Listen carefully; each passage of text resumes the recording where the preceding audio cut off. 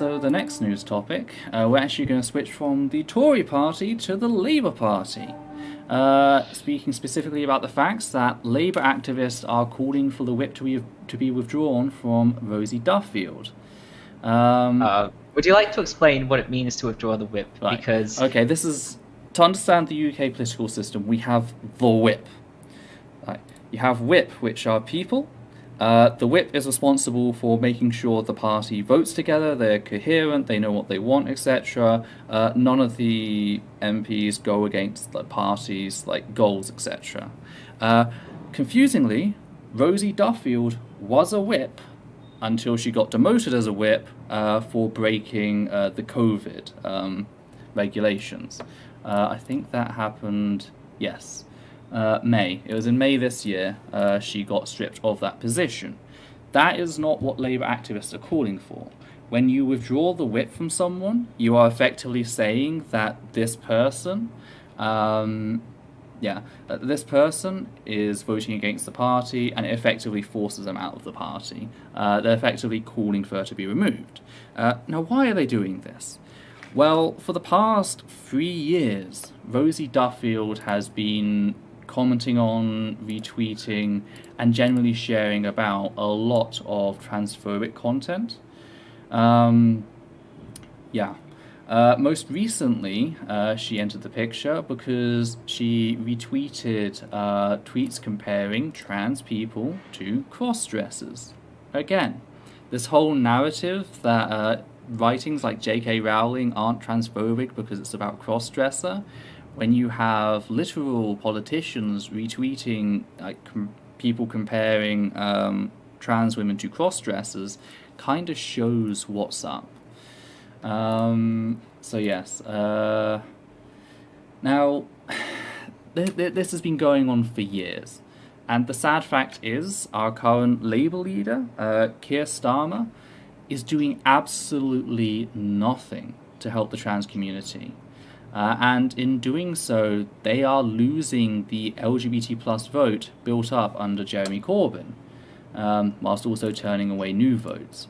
Jeremy Corbyn, they had problems. They weren't particularly great when it came to taking opportunities where the Tories were failing and really tearing into them for that. But when it came to the queer vote, they were great at getting that.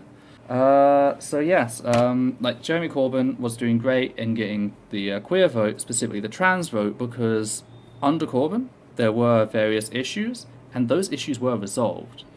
Those issues were resolved quickly. For example, we had Venice Allen. Venice Allen is a nasty piece of work. Some of you might remember her from her online persona, Dr. Radfen. She has no degree. She took to stalking... I've forgotten the MP's name. There was a trans youth MP in the party, and they took to stalking that trans youth MP. So Labour didn't screw about. They got rid of Venice Allen, and there was also a general purge under Jeremy Corbyn to get rid of these sort of people, and the trans community felt reassured in that. When it came to Keir's election, he refused to sign any sort of policy in support of the trans community in face of the transphobia they were up against. Two of the other people who were running for Labour leadership did sign it. One didn't, but then specified a reason, which was a watery-ass reason. They said that they didn't want to classify everything as hate speech, when what was being focused on was clear hate speech, so you can kind of take that as a no-vote. Keir just absolutely refused to do it. Trans people are like, oh god, we're going back to the bad old days, and sadly that is the thing. He just refuses to actually do anything. They are tackling various other types of bigotry in Labour Party, but when it comes to trans issues, it's just hands off. They just refuse to do anything. So that's kind of been a depressing watch to see the queer progress Jeremy Corbyn built up, just completely lost. That was on the 12th of April. I should be giving the dates more. Is there anything you'd like to add? No, I think you summed it up pretty well. I'm sorry. If I'm getting too wordy, people, I'm really sorry. Yes, he is supposed to be a human rights lawyer. It's just, yeah.